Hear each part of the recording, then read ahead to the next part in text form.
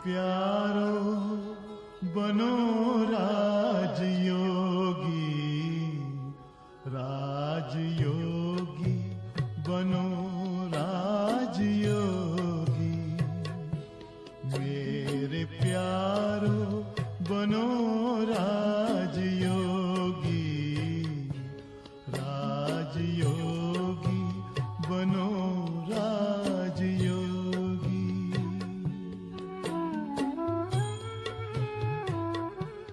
जिंदगी में परम शांति होगी। मेरे प्यारो बनो राजयोगी, राजयोगी बनो राजयोगी।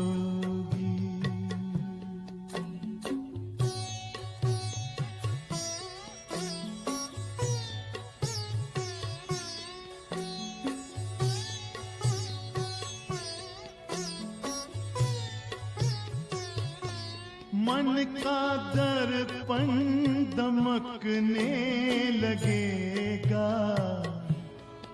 आत्मचिंतन चमकने लगेगा।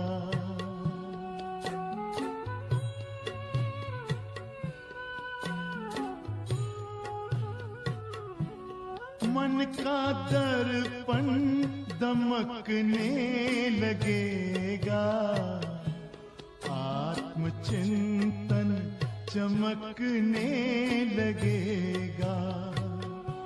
योग पथ पर जरा चल के देखो, सारा जीवन महकने लगेगा। सारी काया हो, सारी काया बनेगी निरोगी। मेरे प्यारो बनो राजयोगी, राजयोगी बनो ओम शांति। आज आमादेर अष्टम दिन। आज आमरा राजयोग सम्पर्के একটু বিস্তারিত জানব। এতদিন প্রত্যেকটা সেশনের শেষে আমরা একটু মেডিটেশন করছিলাম, কিন্তু তাও মন বসছে না। কেন বসছে না, কিভাবে সেটাকে বসাবো, সেই সব সম্পর্কে আজকে আমরা ডিটেলসে জানব। প্রথম দিনই বলেছিলাম রাজযোগ মানে কোনো প্রাণায়াম, কোনো মন্ত্রজাপ, কোনো দীক্ষা না। ঈশ্বর অর্জুনকে রাজযোগের শিক্ষা দিয়েছেন পুরো 18 অধ্যায় ধরে গীতাতে। পুরো 18 অধ্যায় রাজযোগের শিক্ষা। পুরো গীতাতে এই ধরনের কোনো কথা বলা হয়নি যে অর্জুন তুমি কোনো মন্ত্র জাপ করো, এই প্রাণায়ামটা করো, এইসব ধরনের কোনো কথা সেখানে দেখানো নেই। তো রাজযোগ মানে সিম্পল ওয়ার্ডে যদি বলা হয়, ঈশ্বরকে স্মরণ করা, তার কথা ভাবা, তার সঙ্গে কথা বলা। যদি কারোর কথা মনে পড়ে বা মনে করতে হয়, তার জন্য 4টে জিনিস দরকার। প্রথম হচ্ছে পরিচিতি, তারপরে তার সঙ্গে সম্পর্ক, তারপর তার সঙ্গে স্নেহ বা ভালোবাসা, আর তারপর হচ্ছে প্রাপ্তি, তার থেকে কি পাবো, তবেই কারোর কথা মনে পড়ে। তো পরিচিতি তো আমরা জেনেছি, যেটা এতদিন আমাদের ছিল না, কিন্তু বর্তমানে আমরা ঈশ্বরের পরিচিতি জেনেছি। তার নাম শিব, কল্যাণকারী, রূপ জ্যোতির্ময়। সম্পর্ক জানার, তার পরিচিতি জানাতে লাভ কি হবে, যে এবার কোনো কনফিউশন থাকবে না। কাকে স্মরণ করব, কিভাবে স্মরণ করব। আগে স্মরণ করতে গেলে 33 কোটি দেবদেবীর মধ্যে কাকে স্মরণ করব, কার সঙ্গে কানেকশন করব, কনফিউজ থাকতাম। কারোর উপরে কোনো বিশ্বাসও ছিল না, ভরসাও ছিল না, আর ভালোবাসাও ছিল না। যাও বা স্মরণ করতাম, ভয়ে করতাম, ভালোবেসে নয়। 33 কোটি দেবদেবী, সবারই পুজো করছি, সবাইকেই ফুলচন্দন দিচ্ছি, ভোগ দিচ্ছি, কেউ যেন বাদ না পড়ে যায়, নালেই গন্ডগোল হয়ে যাবে। কারণ সঠিক পরিচিতি ছিল না, এখন পরিচিতি পেয়েছি। যেরকম ধরুন আপনার মোবাইলে কোনো আননোন নাম্বার থেকে কল আসে, তখন কি করবেন? সবার প্রথমে মনে এটা প্রশ্ন জাগবে, কি জানি কে ফোন করছে। এবার কলটা তুলে জিজ্ঞেস করবেন, হ্যালো, কে বলছেন? ধরুন আমি আপনাকে ফোন করলাম, আমার নাম্বার আপনার কাছে সেভ নাই, তা আপনি ধরে বলবেন আপনি কে বলছেন। তা আমি বললাম বিষ্ণু বলছি, কেমন আছেন? তো আপনি ততক্ষণ ক্লিয়ার নন। তো যখনই বলছি কেমন আছেন, ভালো আছি, হ্যাঁ বলুন, কি দরকার, ভেতরে একটা কনফিউজিং, কারণ কে বিষ্ণু এখনো ঠিক মনে পড়ছে না। একটু কথা বলার পরে আমি বুঝতে পারলাম আপনি আমাকে এখনো ঠিক মতো চিনতে পারেননি। তখন আমি বললাম, আমি সেই বিষ্ণু, ব্রহ্মা কুমারিস থেকে যে 7 দিনের মেডিটেশনের ক্লাস করেছিলাম। তখন আপনার মনে পড়ে যাবে, তখন আপনার কি হবে? হ্যাঁ হ্যাঁ হ্যাঁ বলুন বলুন, সঙ্গে সঙ্গে এক্সপ্রেশন চেঞ্জ হয়ে যাবে, কথাবার্তা চেঞ্জ হয়ে যাবে, কারণ পরিচিতিটা মনে পড়ে গেছে। যখনই পরিচিতি মনে পড়বে, আগেই চেহারা মনে পড়বে, তারপর তার কথাবার্তা, তার আচার ব্যবহার, তার গুণ, এগুলো সব মনে পড়বে। ঠিক সেরকম এতদিন ঈশ্বরকে জানতাম না, এখন জেনে গেছি। তো যখন ঈশ্বরকে স্মরণ করতে বসবো, অটোমেটিক সবার প্রথমে তার চেহারা মনে পড়বে, তিনি জ্যোতিরূপ, তার কোয়ালিটি মনে পড়বে, তার ভালোবাসা মনে পড়বে, অটোমেটিক তার সঙ্গে আমাদের কানেকশন হয়ে যায়। এটাকে বলে টেলিপ্যাথি কানেকশন। তো সবার প্রথমে পরিচিতি জানলাম, তারপরে তার সঙ্গে স্নেহ বা ভালোবাসা কতটা আছে। যার সঙ্গে স্নেহ বা ভালোবাসা থাকে, তার কথা মনে পড়ে না মনে করতে হয়? বলা হয় যার সঙ্গে ভালোবাসা হয় তাকে ভোলা যায় না। আর ঈশ্বরকে মনেই রাখতে পারি না। স্পেশালি কিছু টাইমে মনে রাখি, মনে করি। কেউ সকাল বিকেল দুবার, কেউ সকালবেলা, কেউ সপ্তাহে একদিন, কেউ মাসে একদিন, নিয়ম মাফিক মনে করি। তার মানে ভালোবাসা নেই। কখন স্মরণ করি তাকে? যখন কোনো বিপদে পড়ি, তখন তার কথা মনে পড়ে।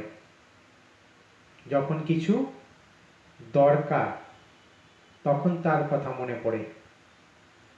যখন কিছু চাই, তখন তার কথা মনে পড়ে। সারাক্ষণ তার কাছে ভিখারির মতো চাইতে থাকি, এই দাও, সেই দাও, এই করে দাও, সেই করে দাও, ভিক্ষা চাইতে থাকি। আর কি করি?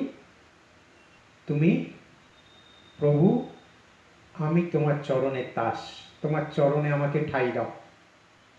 আর কি বলি? তুমি উঁচু, আমি নীচ পাপী, মুঝ নির্গুণ হারে মে কই গুণ নাহি। কত ভালো ভালো সম্পর্ক করি তার সঙ্গে। আর তারপর মনে মনে ইচ্ছা কি থাকে?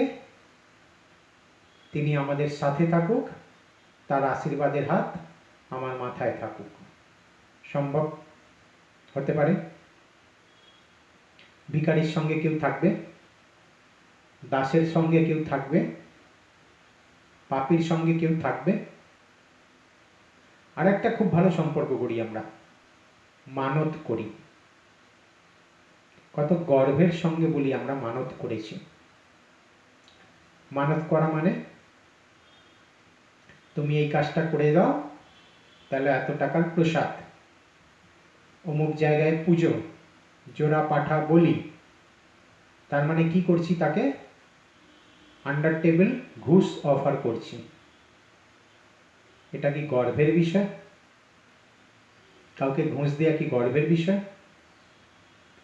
আর কাজ না হলে তো কন্ডিশনই ছিল না, দেওয়ার তো কোনো প্রশ্নই হয় না। কাজ হয়ে গেলেও সেখানেও কাটাই ছাটাই হয়। তুমি তো জানো একটু সমস্যা আছে, 51 টাকার জায়গায় 21 টাকাতে মানিয়ে নাও। এবছর যেতে পারছি না, পরের বছর গিয়ে ঠিক পুজো দিয়ে আসবো। তার সঙ্গে এরকম সম্পর্ক করি। আসলে আমাদের কি সম্পর্ক হওয়া উচিত? ভিখারিকে কতটা ভিক্ষা দেব? দুটো খেতে দুটো পড়তে, তার বেশি দেব? ঘরের ভেতরে তাকে ঢোকাবো?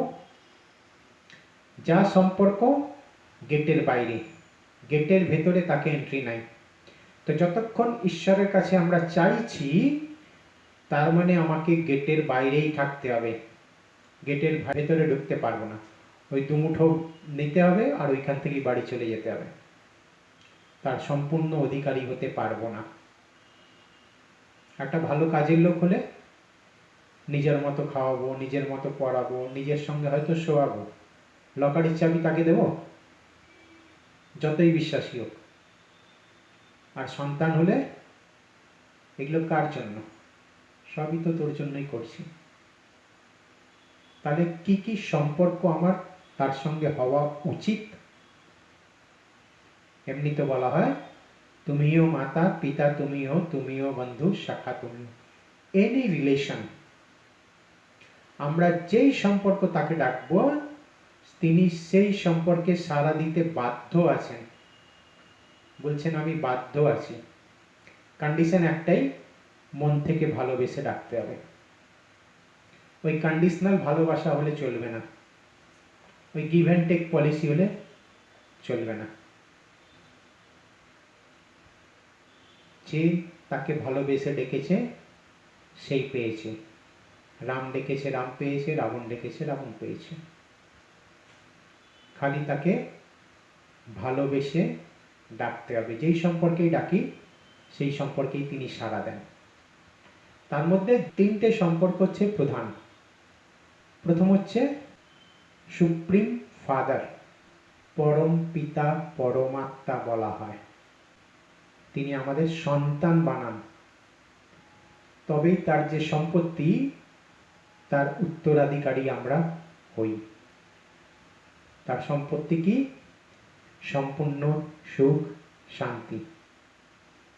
তো যখন আমরা তার সন্তান হই, তিনি আমাদের পিতা হন, তখনই তার সম্পত্তির উত্তরাধিকারী আমরা।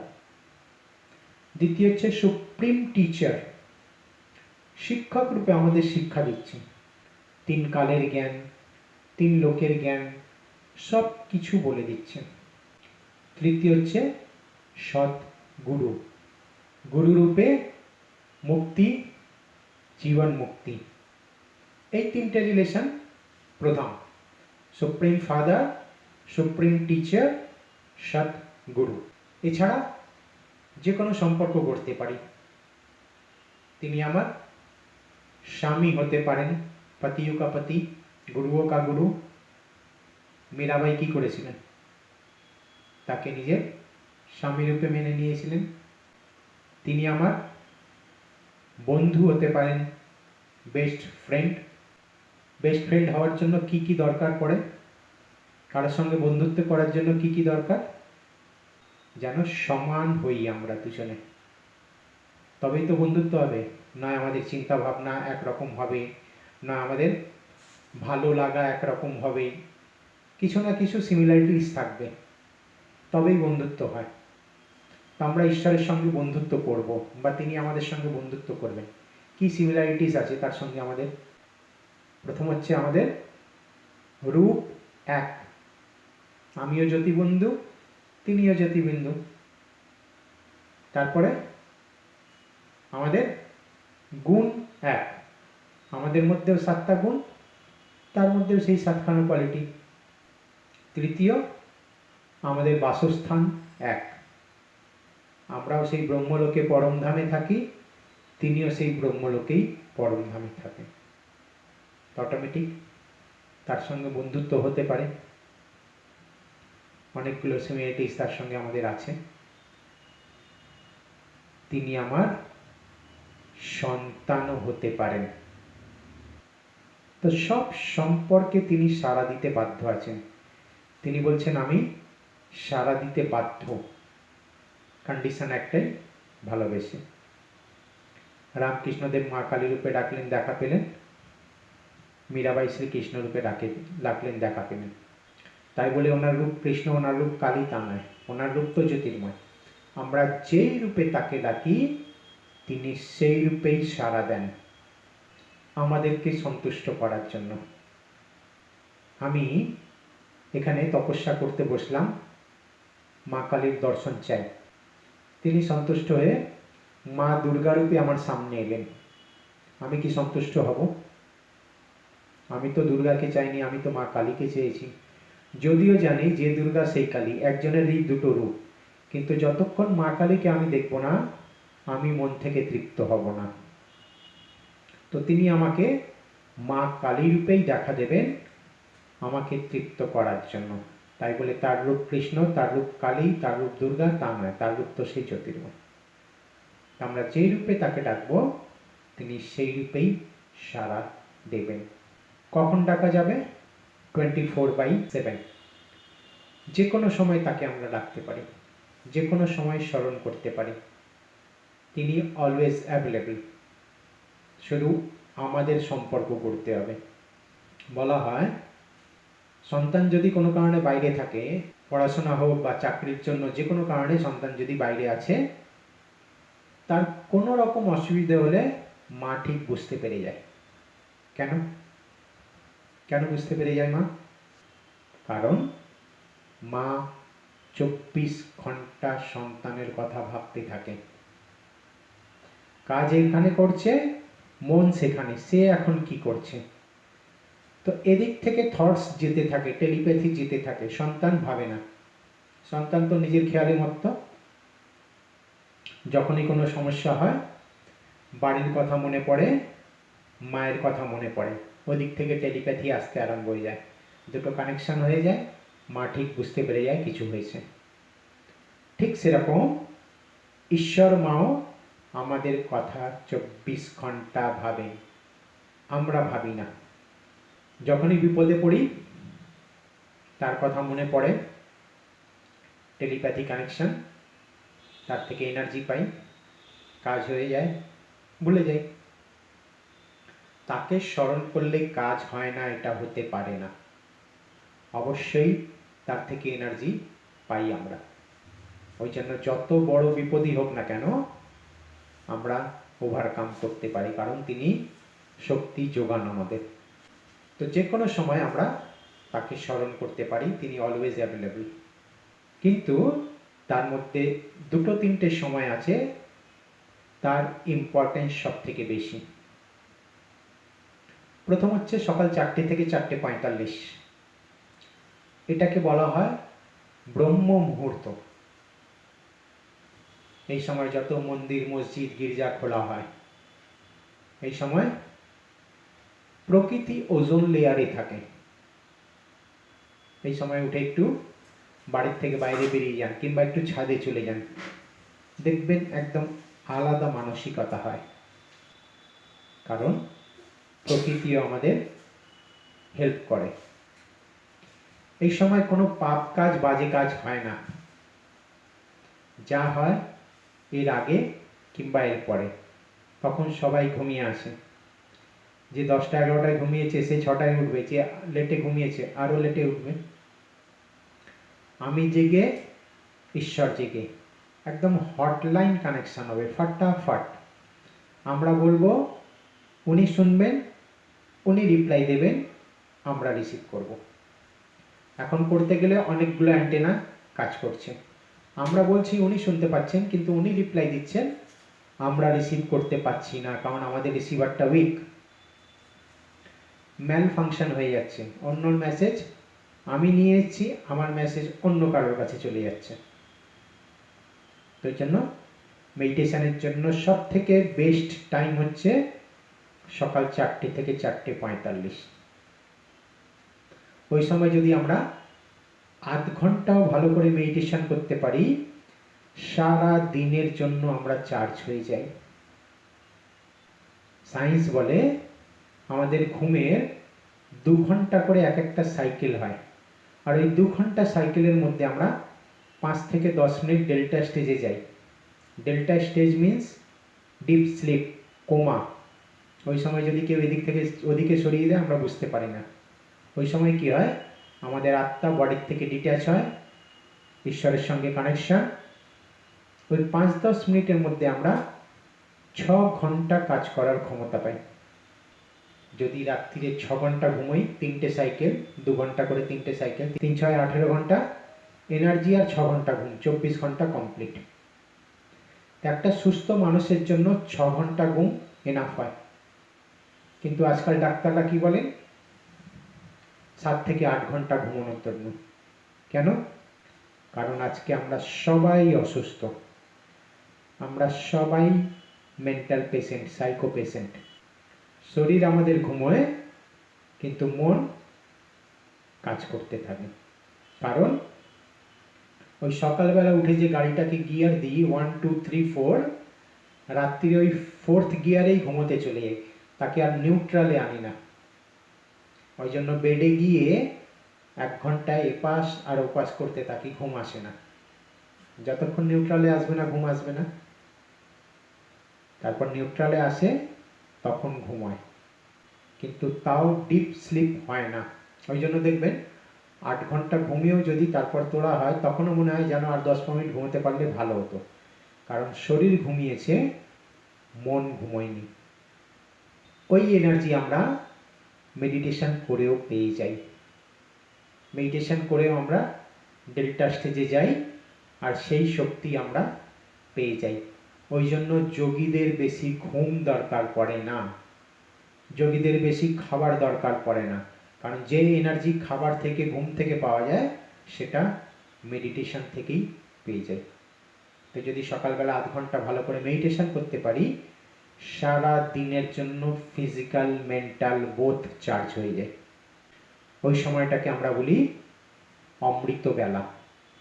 ঈশ্বর আমাদের অমৃত পান করাতে আসেন। তারপরে তো মন্দির, মসজিদ, গির্জা খোলা হয়ে যাবে, ভক্তদের কাছে চলে যাবে। ওই সময়টা ঈশ্বর খালি আমাদের জন্য রেখেছেন, তার সন্তানের জন্য। তারপরে ভক্তদের লম্বা লাইন, তারপরে দেখা করতে গেলে ওই লম্বা লাইনে আসতে হবে। কিন্তু 4টে থেকে 4:45 কোনো লাইন নেই, ডাইরেক্ট এন্ট্রি। তো ওই সময় আধ ঘন্টা ভালো করে মেডিটেশন, সারাদিনের জন্য চার্জ। তারপরে হচ্ছে সন্ধেবেলা, রাত আর দিনের মিলন, দিন আর রাতের মিলন, গোধূলি লগ্ন যেটাকে বলি, সন্ধ্যা আরতি করি আমরা সেই সময়। আর তৃতীয় হচ্ছে রাত্রিরে শোয়ার আগে। রাত্রিরে শোয়ার আগে সারাদিনে যা করেছি ঈশ্বরের কাছে শেয়ার করে দেয়া। আজকাল সবাই টেনশন, ডিপ্রেশন, কারণ শেয়ার করার কেউ নেই। স্বামী স্ত্রী নিজেরাই শেয়ার করতে পারে না, কিছু বলতে গেলেই চুপ থাকো তো, মাথা খারাপ করো না। কারণ আগে থেকে এত ভর্তি থাকে, শোনার ইচ্ছে আর থাকে না। তো ওই জন্য কারোর ইচ্ছে থাকুক না থাকুক, টাইম থাকুক না থাকুক, ঈশ্বর অলওয়েজ অ্যাভেলেবল, তাকে সব বলবো। যেরকম আগে ছোটবেলায় কি করতাম, স্কুলে যেতাম, স্কুলে এবার কার সঙ্গে কি হয়েছে না হয়েছে সব বাড়িতে ফিরে মায়ের কাছে বকবক। মা খাওয়াচ্ছে, খাচ্ছি, মায়ের কাছে বকবকও করছি। খাওয়া শেষ, বকবকানি শেষ, মায়ের কোলে মাথা দিয়ে নিশ্চিন্তে ঘুম। ঠিক সেরকম ওই মাকেও সারাদিনের সব বলে দেব, তারপর নিশ্চিন্তে তার কোলে মাথা দিয়ে ঘুমাবো। খুব ভালো ঘুম হবে, একদম সাউন্ড স্লিপ। সকালবেলা উঠবো, মাইন্ড একদম ফ্রেশ, সারাদিনে যা হয়েছে তার কাছে শেয়ার করা। সারাদিনে যদি কারোর সঙ্গে আমি কোনো ভুল করে থাকি, সঙ্গে সঙ্গে ক্ষমা চাইতে পারলে খুব ভালো। কোনো কারণে যদি চাইছি না, সেই ইগো হোক বা যে কোনো কারণ হোক, রাত্রিরে বাবাকে স্মরণ করব, শিব বাবার থাকে এনার্জি নেব 10-15 মিনিট, তারপর মনে মনে তাকে চোখের সামনে ডেকে নেব, আমি তোমার সঙ্গে ভুল করেছিলাম, তুমি আমাকে ক্ষমা করো। কি হয়েছিল না হয়েছিল সেটা ভাববো না, কারণ সেটা মনে পড়লেই আবার অনেক কিছু কথা মনে পড়বে, ফোল্ডার ওপেনও যে হয়ে যাবে, কিছু ফাইল তার মধ্যে আরও ঢুকে যাবে। ভুল হয়েছে, দ্যাটস এনাফ। কেউ যদি আমার সঙ্গে মিসবিহেভ করে, তাকেও চোখের সামনে ডেকে ক্ষমা করে দেব। ক্ষমা করা, ক্ষমা চাওয়া কম্পালসারি। কার স্বার্থে? নিজের স্বার্থে। কারণ যতক্ষণ সেটা করব না, তার কথা মনে পড়লেই ভেতরে অনেক কিছু চলতে আরম্ভ হয়ে যাবে, ডিস্টার্ব আমি হব। তো জন্য নিজের স্বার্থেই ক্ষমা করা, ক্ষমা চাওয়া কম্পালসারি।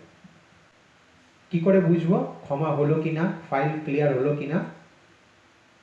তার কথা মনে পড়লে ডিস্টার্ব হচ্ছি কিনা। যদি ডিস্টার্ব হচ্ছি, তার মানে এখনো ভেতরে আছে, ক্লিয়ার হয়নি, আবার করব। নতুন করে একদম প্রোগ্রাম করব, তার সঙ্গে হ্যান্ডশেক করছি, তাকে হাগ করছি, তার সঙ্গে ইয়ার্কি মারছি, যেটা করলে মনে হবে যে তার সঙ্গে আমার সম্পর্ক ভালো হয়ে গেছে, পুরো সেটা মনে মনে ভিজুয়ালাইজ করে নেব। নতুন প্রোগ্রাম হয়ে যাবে, পুরনো প্রোগ্রাম ধামাচাপা পড়ে যাবে। দেখবেন অটোমেটিক তার সঙ্গে ব্যবহার ভালো হয়ে গেছে, আর তার কথা আমাকে আর ডিস্টার্ব করছে না।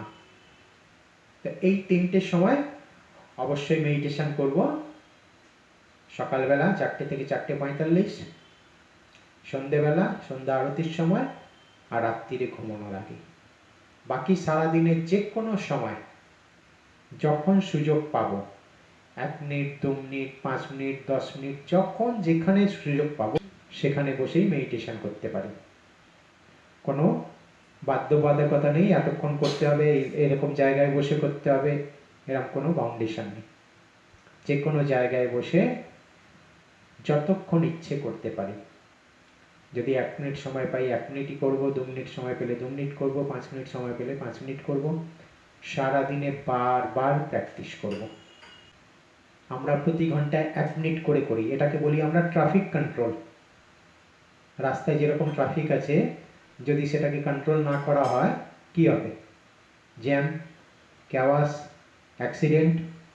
তো এখানেও সারাদিন থটসে ট্রাফিক চলছে, তো ওটাও যদি কন্ট্রোল না করা হয়, কি হয়? রাগ, টেনশন, ঈর্ষা।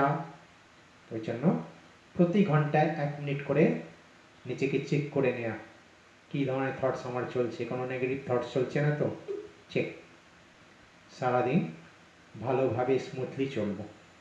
আর যখন আমরা স্পেশালি মেডিটেশন করতে বসবো, খুব সহজেই ঈশ্বরের সঙ্গে কানেক্ট করতে পারবো। সারাদিনের প্র্যাকটিস থাকবে, লিঙ্ক থাকবে, তো যখন স্পেশালি বসবো সহজেই কানেক্ট করতে পারবো। এর জন্য কোনো হার্ড অ্যান্ড ফাস্ট রুল নাই, কীভাবে করতে হবে কোনো হার্ড অ্যান্ড ফাস্ট রুল নাই। একজন মাতাজি রুটি বেলছে, রুটি বেলতে বেলতে তার সঙ্গে কানেকশান, রুটি গোল, আমি আত্মা গোল, শিব বাবা গোল, হয়ে গেল কানেকশান। বাজার করতে গেছে, সবজি কিনতে গেছে, এটা শিব বাবার জন্য, বাকি শিব বাবার পরিবারের জন্য, আমার জন্য নয়, তার পরিবার। সবজি কিনতে কিনতেও হয়ে গেল কানেকশান। যেটা করলে আমাদের মনে হবে এটা করলে ঈশ্বরের কথা মনে পড়বে, সেটা অ্যাপ্লাই করব। এখানে ছবি রাখলে বারবার দেখবো, মনে পড়বে, অ্যাপ্লাই করব। এখানে লিখে রাখলে দেখলে মনে পড়বে, অ্যাপ্লাই করব। যেটা আমাদের কাছে সহজ মনে হবে সেগুলো অ্যাপ্লাই করব। কোনো হার্ড অ্যান্ড ফাস্ট রুল নাই, এভাবেই করতে হবে, সেভাবেই করতে হবে। সারাদিন যে কোনো কর্ম করতে করতে তাকে স্মরণে রাখা, তাকেই বলা হয় কর্মযোগ। কর্মের সাথে তাকে স্মরণ। যখন আমরা স্পেশালি মেডিটেশন করতে বসছি তখন মনকে কিছু থটস দিচ্ছি। নর্মালি কি হয়, আমরা বুদ্ধির দ্বারা মন্ত্র জাপ করি, এদিকে ঘন্টাও নাচাচ্ছি, এদিকে ফুলচন্দনও দিচ্ছি, কিন্তু মন চারিদিকে ঘুরে বেড়াচ্ছে। সকালে পুজো করতে বসে কাজের লোক এলো কি না, এক্ষুনি অফিস বেরোবে, তাড়াতাড়ি রান্না করে দিতে হবে, পুজো করছি এদিকে, কিন্তু ভেতরে এই থটসগুলো চলছে। কোত্থেকে এনার্জি পাবো, কোথা থেকে শক্তি পাবো? তো জন্য মন আর বুদ্ধি দুটোকে মেডিটেশনে কাজে লাগানো হয়। মন আমাদের থট ক্রিয়েট করে, বুদ্ধি ভিজুয়ালাইজ করে। তো যখন আমরা প্রথম মেডিটেশন করতে বসছি, মনকে কিছু কাজ দিচ্ছি। যেরকম একটা ফ্লাইট টেক অফ হয়, তখন কি হয়, আগে একটু রানওয়েতে দৌড়ায়, স্পিড হয়ে গেল, এবার টেক অফ। এই আত্মারূপী ফ্লাইটটাও টেক অফ হয়ে ঈশ্বরের কাছে যাবে, তার জন্য তাকে একটু স্পিড দরকার। তার স্পিড করতে হবে প্রথম লেসন, যেটা প্রথম দিন শুনেছিলাম আমরা, কি? নিজের পরিচয়। 7 দিনে আমাদের নিজের সম্পর্কে জ্ঞান হয়েছে, ঈশ্বর সম্পর্কে জ্ঞান হয়েছে, বুদ্ধিতে জ্ঞান আছে। এবার মন বুদ্ধিকে প্রশ্ন করছে, আমি কে? বুদ্ধি উত্তর দিল, আমি একটা আত্মা। সেটা আবার কি? একটা লাইফ এনার্জি, একটা শক্তি। তাকে দেখতে কিরকম? একটা সূক্ষ্ম তারার মতো। তার মধ্যে কি আছে? 7টা গুণ আছে। আমি শান্ত স্বরূপ, I am a peaceful soul. 4-5 second pause, visualise করব, আমি আত্মা, 2 ভুরুর মাঝখানে বসে আছি, শান্তির রে বেরোচ্ছে, আমি একদম শান্ত। I am a pure soul, 4-5 second pause, purity ray বেরোচ্ছে, আমি একদম পিওর। যা ভাববো সঙ্গে সঙ্গে ফিল করতে করতে এগোবো। ওই মন্ত্র জাপের মতো ফটাফট ফটাফট ভাবলাম, কোনো লাভ নেই।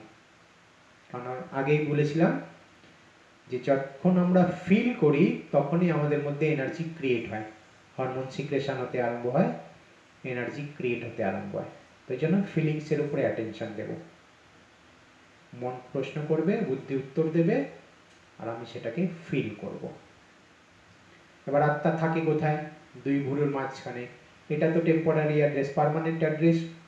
অটোমেটিক বুদ্ধি ওপরে যাবে, তাকে বলতে হবে না তুই ওপরে যা, কারণ আমরা জেনে গেছি আমাদের বাড়ি হচ্ছে আসল ব্রহ্মলোক। এবারে সেখানে কি আছে, সেখানে কারা আছে, শিব বাবাকে, তার সঙ্গে আমার কি সম্পর্ক, তার সঙ্গে আমরা কি পাচ্ছি, অটোমেটিক থটস চলতে আরম্ভ হয়ে যাবে। আমাদের যেটা প্রবলেম, মন বসে না, কারণ আমরা থটস দিই না। থটস যখন দেব, দেখবেন কখন আধ ঘন্টা 1 ঘন্টা কেটে গেছে বুঝতেই পারবো না। তার সঙ্গে কানেকশন হয়ে যাবে, তার এনার্জি ফ্লোতে আরম্ভ হয়ে যাবে। মনে প্রশ্ন আসতে পারে যে খালি এভাবে মনে মনে ভাবলেই হবে, তাতেই এনার্জি পেয়ে যাব? হ্যাঁ, তাতেই পেয়ে যাব। সায়েন্স বলে আমরা যে জিনিস নিয়ে ভাবি তার সঙ্গে আমাদের টেলিপ্যাথি কানেকশন হয়, আর তার এনার্জি আমাদের ফ্লো হতে আরম্ভ হয়ে যায়। যেই কনসাসে থাকি সেই কনসাসেরই সব কথা মনে পড়ে, আর সেই এনার্জি ফ্লো হয়। এখন যদি কোনো প্রিয় মানুষের কথা ভাবি, কোনো প্রিয় ঘটনার কথা ভাবি, সঙ্গে সঙ্গে মনে আনন্দ, উৎসাহ, খুশি, সঙ্গে সঙ্গে সেই এনার্জি ক্রিয়েট হতে আরম্ভ হয়ে যাবে। ফেস গ্লো, সঙ্গে সঙ্গে যদি সত্যির কথা মনে পড়ে সঙ্গে সঙ্গে একদম চেঞ্জ হয়ে যাবে। তো যেই কনসাসে থাকছি সেই এনার্জি প্রডিউস হচ্ছে। আমার হাতে রিমোট আছে, স্টার প্লাস চালালাম স্টার প্লাস, জিটিভি চালালাম জিটিভি। তো জিটিভি চালালাম তার মানে কি স্টার প্লাসের ফ্রিকোয়েন্সি নাই? ফ্রিকোয়েন্সি তো আছে, কিন্তু যার সঙ্গে টিউন করছি সেই প্রোগ্রাম দেখতে পাচ্ছি, সেই প্রোগ্রাম চলছে। ঠিক সেরকম যখন আমরা ভালো ঘটনা ভাবছি, ভেতরে ভালো প্রোগ্রাম চলছে, খারাপ ঘটনার কথা ভাবছি, ভেতরে খারাপ প্রোগ্রাম চলছে। যখন ঈশ্বরের কথা ভাবছি ভেতরে ঈশ্বরের প্রোগ্রাম চলছে, টেলিপ্যাথি কানেকশন হয়ে যাচ্ছে, ফ্লো হতে আরম্ভ হয়ে যাচ্ছে। এটা আমাদের প্রত্যেকের প্র্যাকটিক্যাল এক্সপিরিয়েন্স আছে। এসি ঘরে বসে আছে, চিল, একদম ঠান্ডা, কিন্তু টেনশানে ঘামছে। কেন ঘামছে? এসি ঘরে আছে, তাও ঘামছে কেন? টেনশন। টেলিপ্যাথি কানেকশন সেখানে হয়ে গেছে, ওই জন্য সেই এনার্জি প্রডিউস হচ্ছে, ওই জন্য এসি রুমে বসেও ঘামতে থাকি আমরা। তো যার সঙ্গে টেলিপ্যাথি কানেকশন, সেই এনার্জি ফ্লো। আমরা ঈশ্বরের কথা যখনই ভাবছি তার এনার্জি আমাদের মধ্যে ফ্লো হতে আরম্ভ হয়ে যায়। আমাদের ঘুমানোর জন্য বেস্ট টাইম হচ্ছে রাত 10টা থেকে সকাল 4টে। আমাদের শরীরের এক একটা অঙ্গ এক এক সময় বিশেষ কাজ করে। রাত 10টা থেকে রাত 2টো পর্যন্ত আমাদের লিভার অ্যাক্টিভেট হয়, সে ফাংশন করে, বডিতে যত টক্সিন আছে সেগুলোকে সে নষ্ট করে। আমরা যত লেটে ঘুমোই সে নিজের ফাংশন ঠিক মতো করতে পারে না, বডিতে টক্সিনগুলো জমে আর বিভিন্ন রোগের সৃষ্টি করে। আজকে আমাদের সব থেকে বড় প্রবলেম লেট নাইট খাওয়া, লেট নাইট ঘুমানো, যত রোগের ঘর। আমরা ডিনার করি রাত্রি 10টা, 11টা, 12টা, রোগের ঘর। সায়েন্স বলে আমাদের বডি সকাল 8টা থেকে সন্ধে 8টা পর্যন্ত অ্যাকসেপ্ট করে, সন্ধে 8টা থেকে সকাল 8টা পর্যন্ত ক্লিনিং প্রসেস চলে। তো রাত্রি 8টার পরে খাওয়া মানে বডির ক্লিনিং প্রসেস আরম্ভ হয়ে গেছে, তার মধ্যে আমরা ফেলছি। কি হবে? আপনি ঘর পরিষ্কার করছেন, তার মধ্যে এসে কেউ কিছু ফেলবে, কি হবে? ঘর পরিষ্কার হবে না আরো নোংরা হবে? খাবারগুলো হজম হয় না আর বডিতে পচে বিভিন্ন রোগের সৃষ্টি হয়। ওই জন্য চেষ্টা করে তাড়াতাড়ি খেয়ে নেওয়া। ডাক্তাররা কি বলে? ঘুমানোর কমপক্ষে 2 ঘন্টা আগে খেয়ে নেওয়া উচিত। আর আমরা কি করি? খাই আর সঙ্গে সঙ্গে ঘুমোতে চলে যাই। তো চেষ্টা করে 8টা, 8:30টার মধ্যে খেয়ে নেওয়া, 10টা থেকে 10:30টার মধ্যে ঘুমিয়ে পড়া। ওই যে 2 ঘন্টার ফার্স্ট সাইকেল যদি 12টার মধ্যে, 10টা থেকে 12টার মধ্যে হয়ে যায়, তাহলে আমরা ওই 2 ঘন্টার মধ্যে 4 ঘন্টার এনার্জি পাই। তারপরের 2 ঘন্টার সাইকেল 12টা থেকে 2টো, সেই 2 ঘন্টার মধ্যে 3 ঘন্টার এনার্জি পাই। আর তারপরে 2টোর থেকে 4টে, সেই 2 ঘন্টার মধ্যে 2 ঘন্টার এনার্জি পাই। তারপরে 4টের থেকে 6টা, 2 ঘন্টার মধ্যে 1 ঘন্টার এনার্জি। যত লেট হয় তত ডিউরেশন সেই 2 ঘন্টা থাকে, কিন্তু তার এনার্জি কমতে থাকে। তো যদি রাত 10টা থেকে সকাল 4টে ঘুমোচ্ছি, তো প্রথমে 4 ঘন্টা, তারপরেরটা 3 ঘন্টা, তারপরেরটা 2 ঘন্টা, তাহলে কত এনার্জি পেলাম? 9 ঘন্টা। ডাক্তার তো বলছে 7 ঘন্টা 8 ঘন্টা, আমরা তো 9 ঘন্টা ঘুমিয়ে নিলাম। Early to bed, early to rise makes a man healthy, wealthy and wise. এটা শুধু ছড়া নয়, এটা রিয়ালিটি। रात को जल्दी सोए, सुबह को जल्दी जागे, उस बच्चे से दूर दूर दुनिया का दुख भागे। এগুলো সত্য ঘটনা। ওই জন্য দেখুন, শহরের মানুষের যত সমস্যা গ্রামের মানুষের নেই, কারণ তারা প্রকৃতির সঙ্গে চলে, আর আমরা চলছি প্রকৃতির বিরুদ্ধে। যখন জাগার কথা তখন ঘুমোই, আর যখন ঘুমানোর কথা তখন জেগে থাকি, পড়াশোনা করছি, টিভি দেখছি, গল্প করছি। চেঞ্জ করব। আমরা অভ্যেসের দাস, আমরা যা চাই তাই করতে পারি। যদি ন্যাচারাল ওয়েতে না করি, লাস্টে বাধ্য হয়ে আমাদের করতে হবে। যখন শরীর আমাদের সঙ্গ দেবে না, ডাক্তার যখন বলবে, বিভিন্ন রোগগ্রস্ত হব, তখন কিন্তু বাধ্য হয়ে করতে হবে। আর সেটা কিন্তু পেইনফুল প্রসেস। যেটা বাধ্য হয়ে করা সেটা পেইনফুল। যদি স্বেচ্ছায় করি তাতে ব্যথা মনে হয় না। তো চেষ্টা করে আস্তে আস্তে চেঞ্জ করব। আমি এটা বলবো না যে আজকেই পুরো চেঞ্জ করে দিন। যদি 12টায় ঘুমোচ্ছেন, আজ থেকে ট্রাই করুন 11:30, আধ ঘন্টা এগিয়ে নিয়ে আসুন। এক সপ্তাহ 10 দিন করুন, আবার ট্রাই করুন 11টা, আধ ঘন্টা করে এগিয়ে নিয়ে আসুন, অটোমেটিক পারবো। আমরাও এক সময় সেই লাইফ লিড করেছি, কিন্তু যখন আমরা এগুলো জানতে পেরেছি চেঞ্জ করেছি। এখন 10টা থেকে 10:30টার মধ্যে ঘুমোই, সকাল 3:30টায় উঠি, আরামসে সারাদিন চলে, কোনো অসুবিধা হয় না, কারণ মেডিটেশন করে এনার্জি আমরা পেয়ে যাই। তো বেস্ট টাইম রাত 10টা থেকে সকাল 4টে, সকালের ব্রেকফাস্ট 9টা, দুপুরের খাবার 1টার থেকে ম্যাক্সিমাম 2টোর মধ্যে, আর রাত্রিরের খাবার 8টার মধ্যে। এগুলো হচ্ছে বেস্ট টাইম। যতটা আমরা মেনটেন করতে পারবো উপকার আমরা পাবো। ঠিক আছে? তো মেডিটেশন করার জন্য কোনো মন্ত্র জাপ, কোনো দীক্ষা, কোনো ফুলচন্দন কিচ্ছু দরকার নেই। গীতাতে পরিষ্কারভাবে বলা হয়েছে, পুজো যজ্ঞ তপ করে আমাকে কেউ পেতে পারে না। আর আমরা সেটাই করছি, ওই জন্য সেই শক্তি, সেই ভালোবাসা পাচ্ছি না, কারণ তিনি যেটা চান সেটা আমরা করছি না। একবার একটা বাচ্চা চার্চে গেছে, চার্চে গিয়ে দেখছে ফাদার প্রার্থনা করছে। তো বাচ্চাদের একটু নকল করার অভ্যেস হয়, গিয়ে ফাদারের পাশে দাঁড়িয়ে পড়ল। এবার ফাদার যেরকম করছে বাচ্চাও সেরকম করছে। তো একটু পরে ফাদার দেখলো তার পাশে একটা বাচ্চা দাঁড়িয়ে আছে, আর তার ঠোঁট নড়ছে, সে বিড়বিড় করছে। এবার ফাদার প্রার্থনা করছে, মাঝে মধ্যে তার দিকে দেখছে কন্টিনিউ তার ঠোঁট নড়ছে।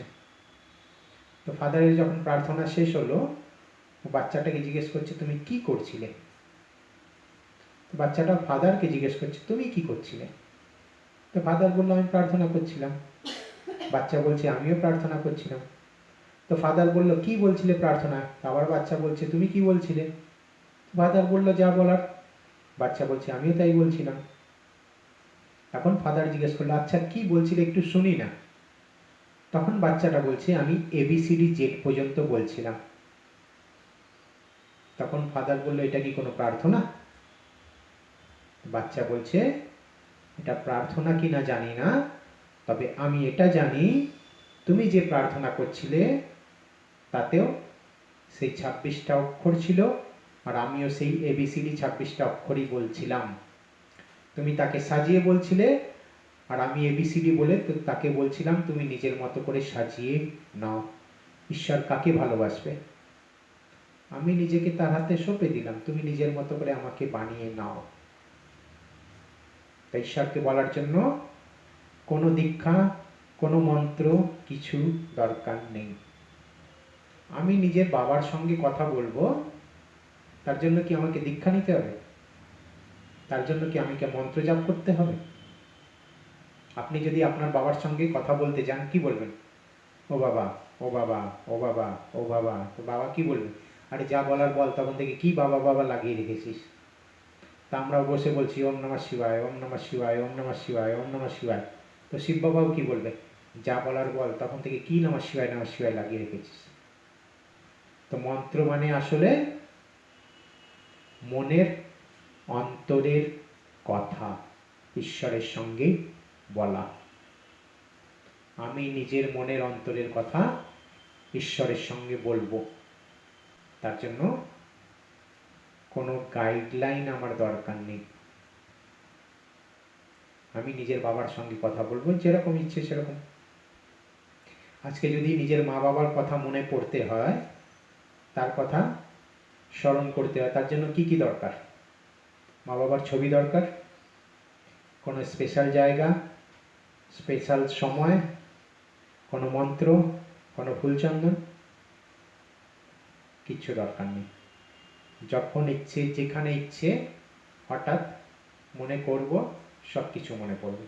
তো তিনিও তো আমাদের মা বাবা, তার কথা স্মরণ করার জন্য এত অ্যারেঞ্জমেন্ট করেছি, তার ছবি রাখিয়েছি, মূর্তি বসিয়েছি, স্পেশাল জায়গা বানিয়েছি, স্পেশাল টাইম বার করছি, তাও তার কথা মনে রাখতে পারছি না, কারণ এই মা বাবার সঙ্গে যা ভালোবাসা আছে ওই মা বাবার সঙ্গে নেই। তা আমাদের খালি সেই সুসম্পর্কটা করতে হবে, আর কিচ্ছু দরকার নেই। আমাদের সেই ভালোবাসাটা তার সঙ্গে করতে হবে। তিনি আমাদের কাছে আর কিচ্ছু চান না, সেই ভালোবাসা চান। ওই জন্য বলা হয়েছে মন মনা ভাও, মনে মনে ভালোবেসে আমাকে স্মরণ করো, ঈশ্বর আর আমার কিচ্ছু দরকার নেই। এই জন্য এটাকে বলা হয় সহজ রাজ্য, একদম সহজ পদ্ধতি, যে কোনোভাবে যে কোনো জায়গায় বসে আমরা করতে পারি। এখন আমরা একটু মেডিটেশন করব, স্ট্রেট হয়ে বসবো। এতদিন আমরা ব্রহ্মলোকে গেছি শিব বাবার কাছে, আজকে ব্রহ্মা বাবা আর শিব বাবা দুজনকেই নিজের বাড়িতে ডাকবো। ঠিক আছে? স্বয়ং ঈশ্বর আমাদের বাড়িতে আসবেন। সব থেকে বড় দুই পার্সোনালিটি, সুপ্রিম ফাদার, বিশ্বের রচয়িতা, আর ব্রহ্মা যে স্থাপন করছেন, সব থেকে বড় দুই আত্মা আমাদের বাড়িতে আসবে, তার আহ্বান করব আর তার এনার্জি আমরা ফিল করব। স্ট্রেট হয়ে বসবো।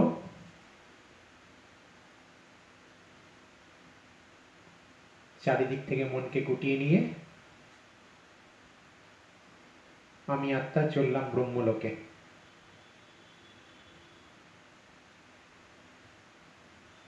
শিব বাবাকে নিমন্ত্রণ করার জন্য।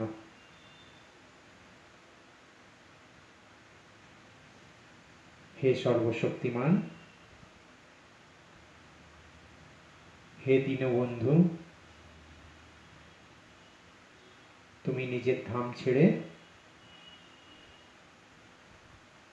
নিচে এসো, আমাদের ছত্র ছায়া হও।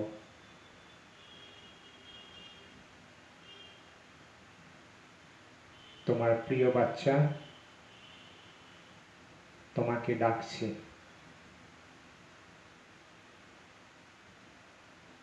আমাদের নিমন্ত্রণ শুনে সর্বশক্তিমান নিচে নামতে আরম্ভ করলেন। তার নিজের জ্যোতি চারিদিকে ছড়াতে ছড়াতে তিনি নিচে নামছেন। ব্রহ্মলোক থেকে আস্তে আস্তে সূক্ষ্ম লোকে এলেন। সেখানে ব্রহ্মা বাবা, শিব বাবা তার শরীরে প্রবেশ করলেন। এবার দুজনে মিলে পুরো লাইটের শক্তি ছড়াতে ছড়াতে নিচে নামছেন।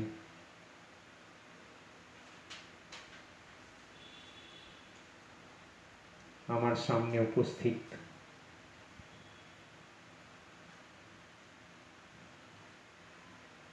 তিনি আশীর্বাদের হাত আমার মাথায় রাখলেন, আশীর্বাদ করছেন, বিজয়ী ভব, সফল ভব।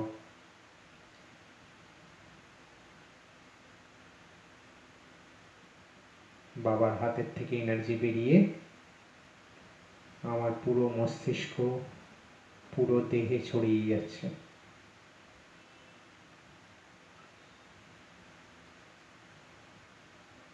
আমিও যেন ঈশ্বরীয় সব শক্তিতে ভরপুর।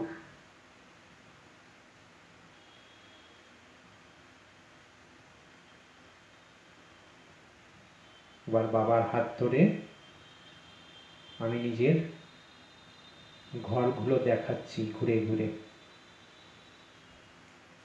যেরকম লৌকিক পিতাকে সব দেখানো হয়, বোঝানো হয়, ঠিক সেরকম অলৌকিক পিতা ব্রহ্মা বাবা আর পারলৌকিক পিতা শিব বাবা দুজনকে নিয়ে আমি বাড়ির সব কিছু দেখাচ্ছি আর বলছি। বিশ্বের সব থেকে বড় দুটো মহান আত্মা আমার সাথে আমার বাড়িতে ঘুরছে। পুরো ঘরের এনভায়রনমেন্ট চেঞ্জ, সম্পূর্ণ শক্তিশালী।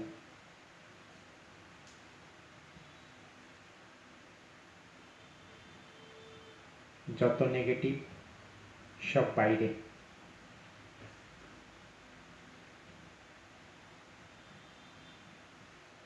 ঘরের মধ্যে আমাদের ফ্যামিলি মেম্বার, তারাও এই শক্তি নিয়ে শক্তিশালী।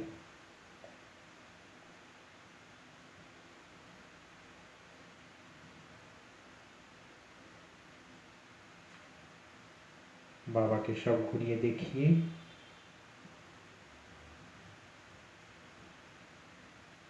এবার বাবা আমাদের কাছে ছুটে নিচ্ছেন।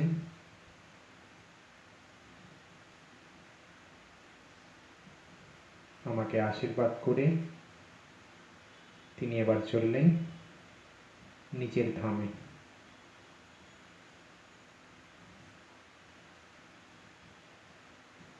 আমি কত সৌভাগ্যবান আত্মা যে স্বয়ং ঈশ্বর আমার বাড়িতে এসেছে, যাকে সারা দুনিয়া খুঁজে বেড়াচ্ছে। মুনি ঋষিরা এত তপস্যা করছে তার এক মুহূর্ত দর্শন পাওয়ার জন্য, আর তিনি আমার বাড়িতে এসেছেন। কত আমাদের সৌভাগ্য। থ্যাংক ইউ বাবা, অনেক অনেক ধন্যবাদ আমাকে নিজের সন্তান রূপে গ্রহণ করার জন্য। সবসময় আপনার আশীর্বাদের হাত আমার মাথায় এইভাবেই থাকুক। ওম শান্তি।